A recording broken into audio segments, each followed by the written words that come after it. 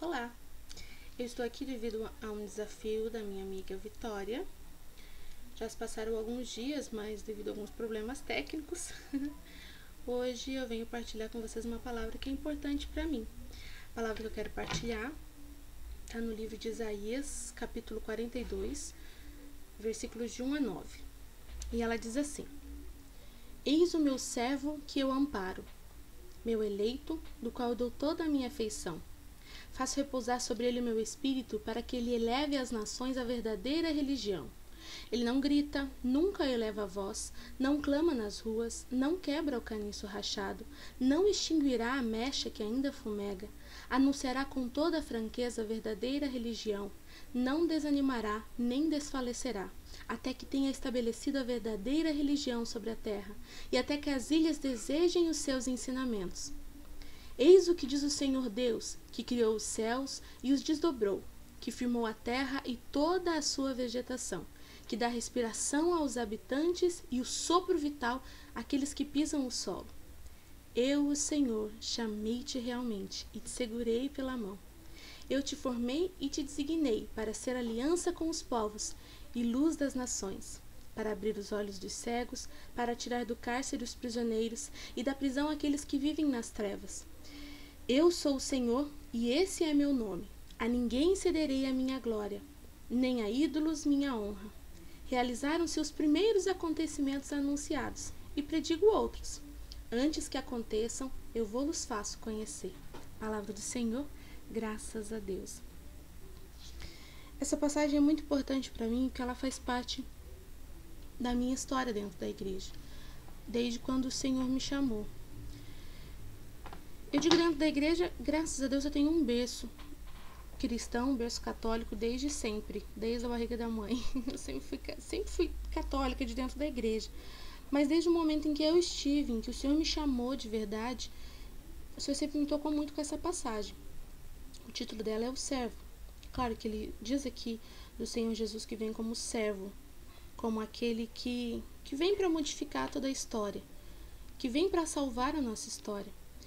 Mas o Senhor tem uma história muito forte comigo nessa palavra, porque logo quando eu comecei, uns anos depois que eu estava dentro da renovação carismática, em que eu assumi a coordenação do Ministério Jovem, assumi a coordenação do grupo de jovens aqui da minha paróquia, e eu era muito nova, eu era muito imatura ainda, eu tinha muita vontade de ser de Deus, mas eu tinha muito medo de experimentar do que Ele tinha para mim. E eu lembro que essa passagem foi muito forte, porque eu fazia, graças a Deus, tinha um núcleo muito estruturado. Tinham de quase 10 pessoas que faziam parte da coordenação junto comigo. E nós orávamos por um retiro jovem que ia acontecer.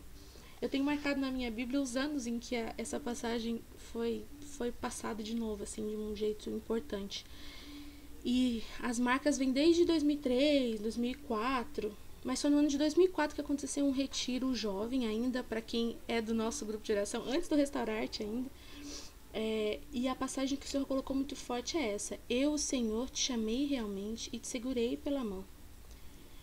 E cada ano, cada situação que eu passo, cada história que eu passo junto ao Senhor, Ele sempre reforça essa colocação, que Ele me chamou de verdade e que Ele me segura pela mão.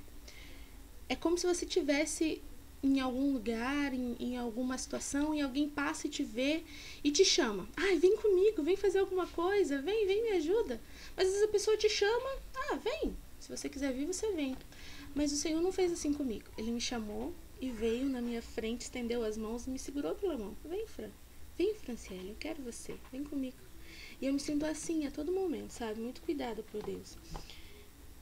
Além disso, essa passagem, ela é muito especial para mim, mas eu descobri anos depois, participando dentro da igreja, da renovação, da gente cuidar do dia do nosso batismo. Da gente dar valor pro dia do nosso batismo, que é o dia que a gente se é marcado como filho de Deus, né? E essa passagem é a primeira leitura na segunda ou terceira semana do mês de janeiro, em que a gente comemora o batismo de Jesus. Na terceira semana de janeiro, eu acredito. Não sei te falar, não tem a data certa, né? Mas na semana em que nós comemoramos o batismo do Senhor Jesus na liturgia da igreja, é também na mesma semana que eu comemoro o meu batismo pessoal, que eu fui batizada em janeiro. Então dá sempre nos mesmos meados, nessa mesma data. Então, quando eu descobri isso alguns anos atrás, também ainda ficou muito mais importante, porque quando eu estou comemorando o meu batismo, a gente está celebrando na igreja também essa passagem que a gente vê quem é o Senhor Jesus para nós. E para mim o Senhor reforça: eu te chamei realmente, eu te seguro pela mão. Você tem muito para fazer. Ela é muito importante, muito especial, muito forte essa passagem. Para mim, na minha história, claro, tudo, com tudo, são muitas passagens, muitas coisas, mas essa passagem é muito importante. E o último versículo é muito do que eu tenho vivido com o Senhor, assim, porque ele diz assim: realizaram-se os primeiros acontecimentos anunciados, e predigo outros, antes que aconteçam, eu vou-los faço conhecer. Aí eu partilho para você, de você querer experimentar uma intimidade com o Senhor, é uma bênção, porque Deus nos mostra as coisas, Ele não deixa que as coisas aconteçam sem que a gente saiba. Ele vai preparando o caminho, vai deixando as coisas acontecerem para a gente aprender. Para quando o novo de Deus, quando os planos dele chegam para nós, a gente já está preparado. E eu sinto isso muito na pele, sabe? Ele me avisa, o Senhor me mostra as coisas por alguns acontecimentos, pelas palavras que o Senhor vai colocando, pelas partilhas que Ele faz. E eu partilho para você que é uma bênção viver sobre os desígnios do Senhor, sabe? Eu vivo sobre esse chamado de Deus, que é constante. Que Ele me chamou realmente, que Ele me segurou pela mão, mas não que Ele me segurou, não é passado, é presente, é vivo. O Senhor me segura pela mão. E eu posso partilhar para você. O Senhor te chama realmente e te segura pela mão. Pensa nesse chamado, nesse convite do Senhor, nesse sentido. Como alguém que olha para você, conhece você, olha nos teus olhos, te estende as mãos e te chama: vem, eu te quero comigo, eu preciso de você, vem comigo também me ajudar. Mas aí eu digo para você, não é só, preciso fazer missão na igreja, preciso fazer obras de caridade. Em tudo que a gente faz. Quando o Senhor está em primeiro lugar, a gente entra em equilíbrio. A vida da gente é muito corrida. E a gente precisa muito do suporte do Senhor para a gente poder dar conta. E eu digo que quando eu vivo essa passagem, quando eu vivo a questão de entregar para o Senhor, de deixar Ele estar na minha frente, me puxando, me segurando pela mão, quando eu deixo o Senhor me pegar pela mão e me levar, eu consigo ter equilíbrio nas coisas. Porque eu como todo mundo nesse mundo de hoje, tem trabalho, tem estudo, tem família, tem conta para pagar, tem coisa atrasada, tem compromisso na igreja, ou não tem compromisso na igreja, tem compromisso em algum lugar. A gente sempre tem muitas coisas para fazer, amigos para cuidar, gente que a gente precisa dar atenção, mas atenção com a gente mesmo, com os nossos sentimentos, com o que a gente sente, com o que a gente vive.